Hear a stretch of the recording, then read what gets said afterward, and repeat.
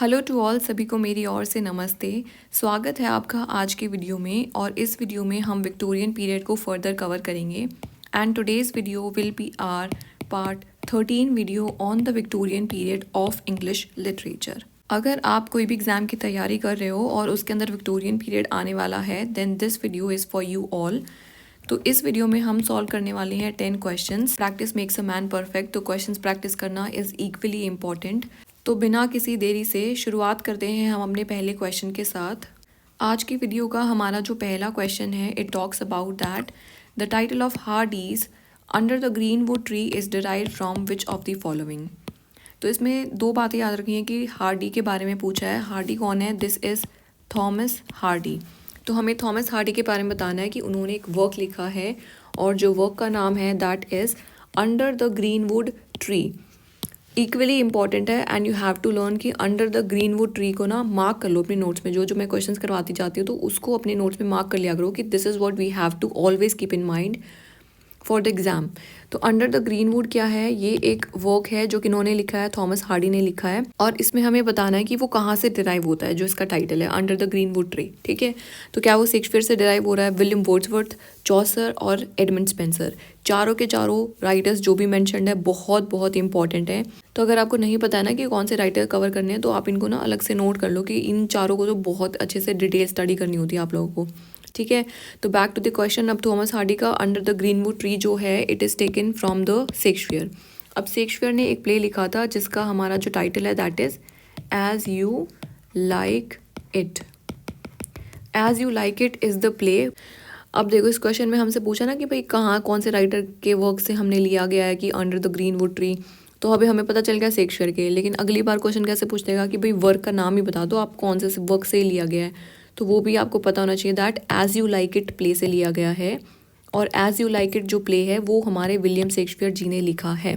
अगले क्वेश्चन पे आते हैं। सेकंड क्वेश्चन में they are asking that Hardy left writing fiction after the hostile public response to his which of the following last novel.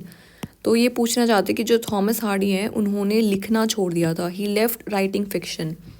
तो उन्होंने कौन से वर्क के बाद लिखना छोड़ दिया गया था? After hostile public response to his last novel. तो उन्होंने एक मेजर नोवेल लिखी थी और उसके ऊपर बहुत ज़्यादा हॉस्टाइल पब्लिक रिस्पॉन्स आया था। हॉस्टाइल मतलब होता है बहुत ज़्यादा वॉयलेंट रिस्पॉन्स था of the public on this work.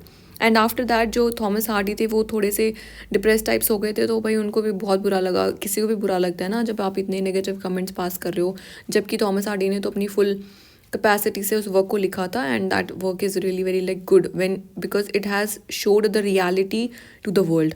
तो इट रियली शोड कि how the people of Victorian age were at that time. तो उनको उनकी सच्चाई दिखा दी तो उनका ईगो हर्ट हो गया और उन्होंने क्या करते हैं भाई, हॉस्टाइल पब्लिक रिस्पॉन्स मार्क कर देते हैं rather than accepting the truth. तो हमें बताना कि वो कौन सा लास्ट नोवेल है जिसके बाद हार्डी ने हाथ जोड़ लिए थे कि और बोला कि भाई अब मैं नहीं लिखने वाला हूँ। तो this is what we have to tell. और इसका हमारा जो करेक्ट आंसर है that is very very important, Jude the obscure is the answer. ये वर्क बहुत ही इंपॉर्टेंट है। जूड दी ऑब्सक्योर की समरी आपको बिल्कुल डिटेल में कर लेनी है एकदम से। Jude the obscure is really very very important. When I will teach theory then there I will explain the whole summary for Jude the obscure. Alpha option है इसमें हमारा टेस ऑफ द अर्बाविलिस। जो टेस ऑफ द अर्बाविलिस है ये भी बहुत ही important work है and it tells the story of Tess. तो ये टेस की कहानी बताता है। चार्ली ऑप्शन है हमारा the mayor of the Casterbridge. ये भी बहुत ज़्यादा इंपॉर्टेंट है और ये पोस्ट का नाम है। जो इसमें प्रोटेगनिस्ट है उसकी जो पोस्ट है वो जो काम करता है, he is the mayor of the castor bridge. And delta option is the return of the native. The return of the native में आपको एक कैरेक्टर याद रखना है। Story line is not that important, but एक कैरेक्टर जो पहले question में पूछा गया था वो है थॉमसिन, THOMASIN।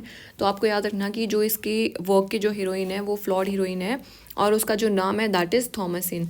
और ये क्वेश्चन ऑलरेडी आस्क्ड है तो you have to keep in mind this thing. Next question पे आते हैं। Happiness is but an occasional episode in the general drama of pain. और हमें बताना है कि ये वाली लाइन्स किन्होंने बोली हैं। क्या बोला है? That happiness is but an occasional episode in the general drama of pain. कि बोलते हैं कि भाई खुशी कुछ नहीं है, वो बस एक ओकेजनल एपिसोड है, बीच बीच में होता रहता है in the general drama of pain. यानी कि जो हम जनरल ड्रामा ऑफ पेन हमारा चलता रहता है, बीच बीच में हमें खुशी मिल जाती है तो मिल जाती है, वो ओकेजनली मिलती है और ओकेजनल एपिसोड्स हैं। तो these lines are being said by Thomas Hardy. Thomas Hardy ने बोली हैं ये लाइन्स और इन्होंने कौन से वर्क में बोली है? He has said these lines in the work the mayor of the Casterbridge, BRIDG, ठीक है। The mayor of the Casterbridge, ये बहुत इंपॉर्टेंट वर्क है थॉमस हार्डी का। You have to do the summary of this work, बहुत detail summary करनी है। और जो the mayor of the Casterbridge है, इसका सबटाइटल भी बहुत ज़्यादा इंपॉर्टेंट है। उसका जो सबटाइटल है, it is the life and death of man of character, the life and death of man of a character. तो कितना अजीब सा ही टाइटल है। अब आप लोग ये मत सोचना कि मैं समरी नहीं बता रही हूँ, क्योंकि इसकी समरी बहुत ही बड़ी है, तो वीडियो सच में बहुत लंबी हो जाती है। एल्फा ऑप्शन देख लेते हैं। एल्फा ऑप्शन है जॉर्ज एलियट। अब पिछले वाले क्विज में हमने सारे जॉर्ज एलियट के क्वेश्चंस कवर करे थे, जो कि सूडो नेम से लिख रही थी Mary Ann Evans. Beta option is George Meredith, इनके भी हम कुछ वर्क्स देखेंगे आगे। और चार्ल्स डिकेंस तो बहुत इंपॉर्टेंट विक्टोरियन नोवेलिस्ट है, और इनके तो सारे के सारे वर्क्स इंपॉर्टेंट है। क्रोनोलॉजी पे ध्यान रखना इनकी। और जो थॉमस हार्डी है, इनकी भी आपको क्रोनोलॉजी देख लेना, मतलब क्रोनोलॉजी पे क्वेश्चंस आते हैं from Thomas Hardy, Charles Dickens as well as George Eliot. So revise it again that happiness is but an occasional episode है in the general drama of pain. तो ये वाली लाइंस कौन बोलते हैं? These are said by Thomas Hardy in the work the mayor of the Casterbridge, और जिसका पूरा टाइटल क्या है? The life and death of a man of character. Coming on to the next question, इसके अंदर ये character दिया है और पूछते हैं कि भाई ये कौन से वर्क की हीरोइन है of which of the Victorian novel. तो एन एलियट हमें बताना कि कौन से वर्क की हीरोइन है। सबसे पहले यहाँ पे 4 वर्क दिए गए हैं। हमारा सबसे पहला जो इंपॉर्टेंट काम है कि हमें पता होना चाहिए ये चारों वर्क किन्होंने लिखे हैं, ठीक है। तो सबसे पहला जो वर्क है परसुएशन, तो persuasion is a work which is written by Jane Austen. Jane Austen जो कि रोमांटिक एज से थी, and she is famously known for the 6 works. और हमने सीक्वेंस भी लर्न करी थी ना, SPME, नॉट पॉसिबल, यानी कि sense and sensibility, pride and prejudice, Mansfield park, एमा, नॉर्थएंगर एबे एंड परसुएशन। तो हमने सारी सीक्वेंस भी याद करी थी, क्योंकि सीक्वेंस में क्वेश्चंस आते हैं। तो याद रखना कि persuasion is a work which is by Jane Austin. अगला बीटा ऑप्शन है सेंस एंड सेंसिबिलिटी। अब ये वाला एस है, ये सेंस एंड सेंसिबिलिटी का है, तो ये भी हमारा किन का हो गया? जेन ऑस्टन का हो गया। Charlie option is Middlemarch. Middlemarch बहुत इंपॉर्टेंट वर्क है, और ये लिखा था जॉर्ज एलियट ने। अभी जॉर्ज एलियट जो थी वो, उनका असली नाम था मैरी एन इवॉन, तो एक वो फीमेल राइटर है, और बहुत अच्छे अच्छे वर्क्स हैं। और delta is the mill on the floss, जिसमें कि उनके ऑटोबायोग्राफिकल एलिमेंट्स हैं, and it tells the story of Tom plus Maggi, दोनों बहन भाई है, दोनों की कहानी बताती है, the mill on the floss. और ये भी हमारे जॉर्ज एलियट ने लिखी है, George Eliot, GE George Eliot. अब बताओ कि भाई एन एलियट जो है वो कौन से कैरेक्टर, कौन से वर्क की हीरोइन है एन एलियट? इसका हमारा जो भाई सही आंसर है दैट इज़ परसुएशन। लेकिन अब हमें पता है कि भाई परसुएशन विक्टोरियन नोवेल नहीं है, वो एक रोमांटिक एज से बिलोंग करता है, क्योंकि Jane Austen she was a novelist of the romantic period. तो थोड़ा सा फ्लोट क्वेश्चन है, बट लेकिन यू हैव टू लर्न कि Anne Elliot is a heroine from persuasion. अगले क्वेश्चन पे आते हैं। To which poet does Hardy owe his title far from the madding crowd. अब इसमें सबसे पहले आपको पता होना चाहिए कि जो थॉमस हार्डी है उन्होंने एक वर्क लिखा है, और जो वर्क है उसका नाम है far from the madding crowd. अब ये पूछना चाहते हैं कि भाई जो ये हेडिंग है ना, फार फ्रॉम द मैडिंग क्राउड, ये उन्होंने कौन से राइटर के वर्क से, या मतलब कहाँ से चुराई है बेसिकली, तो कौन से वर्क से उन्होंने लिया है far from the madding crowd? This is what we have to tell in this question. और इसका जो सीधा सीधा करेक्ट आंसर है दैट इज़ थॉमस ग्रे। अब जो थॉमस ग्रे है ना, उन्होंने एक एलिजी लिखी थी, और जो एलिजी है उसका नाम क्या है? Elegy written in country churchyard. तो उस एलिजी का क्या नाम है? Elegy written in the country churchyard. और थॉमस ग्रे ने ना ये वाली जो एलिजी है वो एक चर्च यार्ड में जा कर के लिखी थी। चर्च यार्ड क्या होता है? जहाँ पर वो लोग अपनी लाशों को दफना देते हैं। चर्च होता है ना, मतलब चर्च, और यार्ड मतलब where they bury the people who have died. तो वहाँ पर जाकर के बैठ करके वो लिख करके आए थे, नियर देयर ग्रेव्स। तो मतलब बहुत ही बढ़िया एलिजी है वैसे तो, you must read this elegy, बहुत ही मस्त है, थॉमस ग्रे ने लिखी है। और यहीं से ये वाली लाइंस ली गई हैं, फार फ्रॉम द मैडिंग क्राउड, और यही थॉमस हार्डी के एक न्यू वर्क की हेडिंग बन जाती है।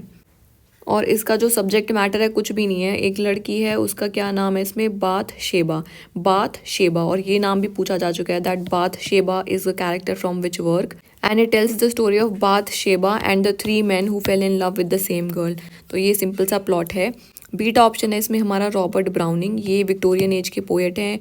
जॉन डन हमारे हो गए मेटाफिजिकल पोएट, जिनके अजब गजब कंपैरिजंस देखने को मिलते हैं, बढ़िया बढ़िया पोएम्स हैं। एलेक्जेंडर पॉप है, इनको भी हम देखेंगे अलग वाली प्लेलिस्ट में।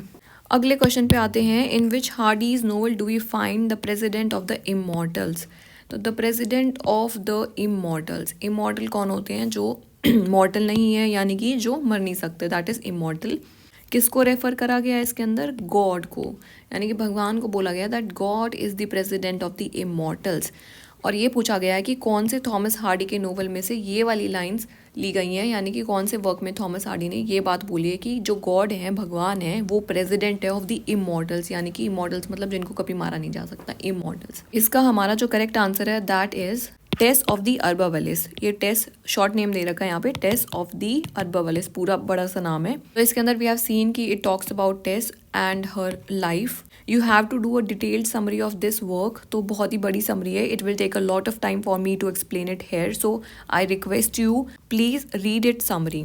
उसकी बहुत ही ईजी स्टोरी लाइन है, अगर आपको पता है तो देन वेल एंड गुड, अगर नहीं पता है तो प्लीज़ आप उसको एक बार देख लेना।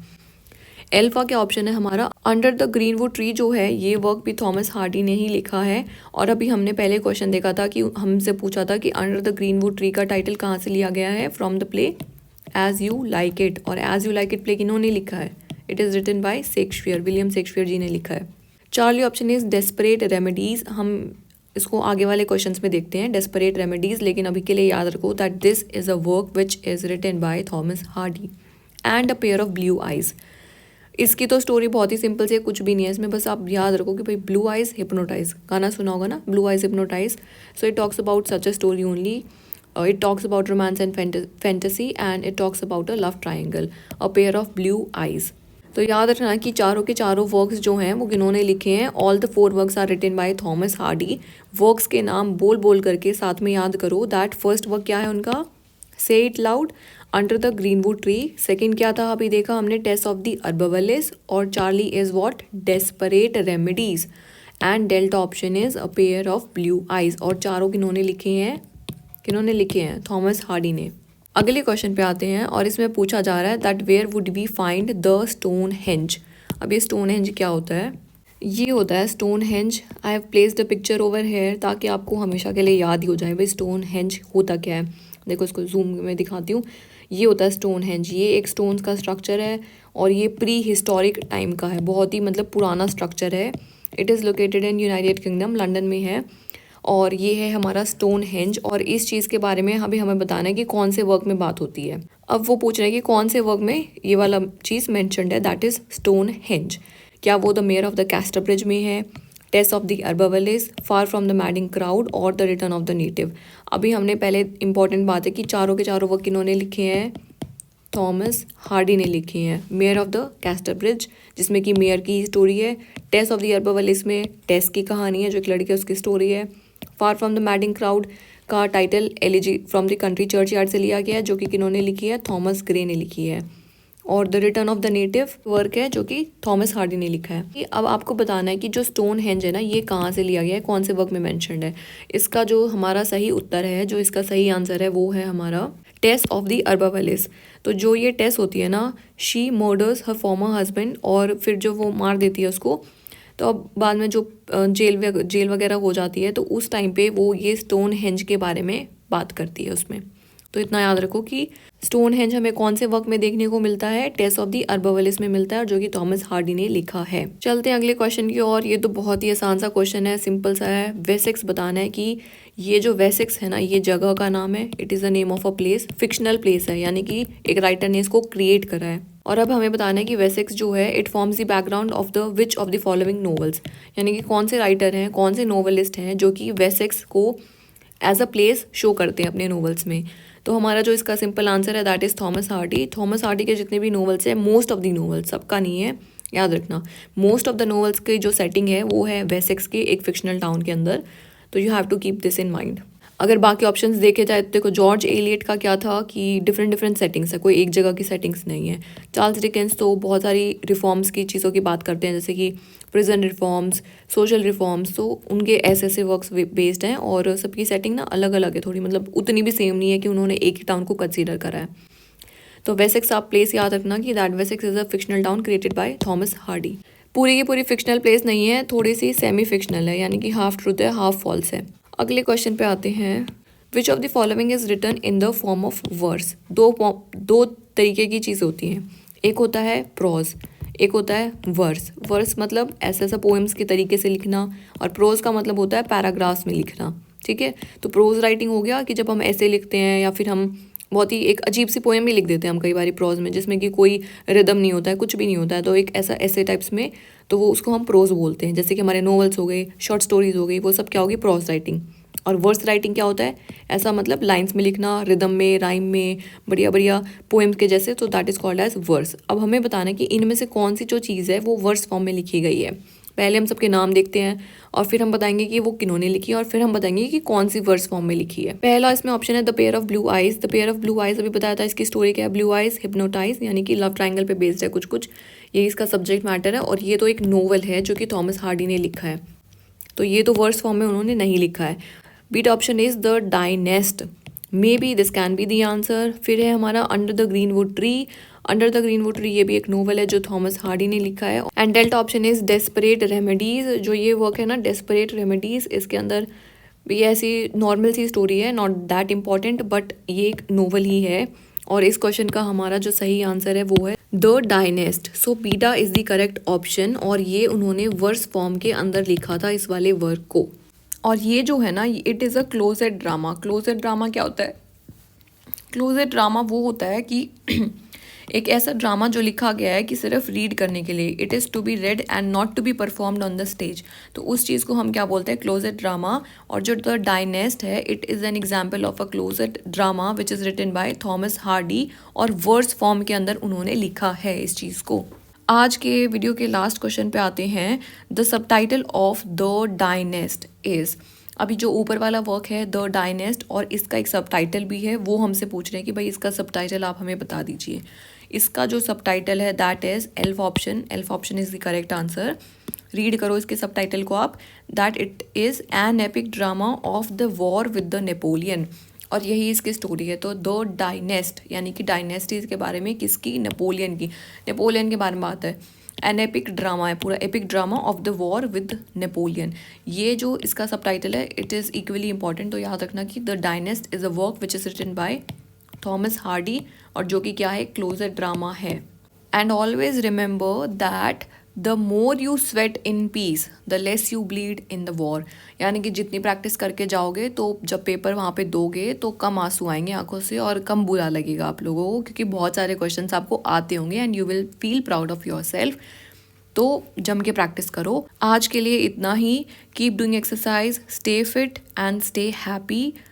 मिलते हैं अगली वीडियो में। Goodbye to all and don't forget to do practice and take care.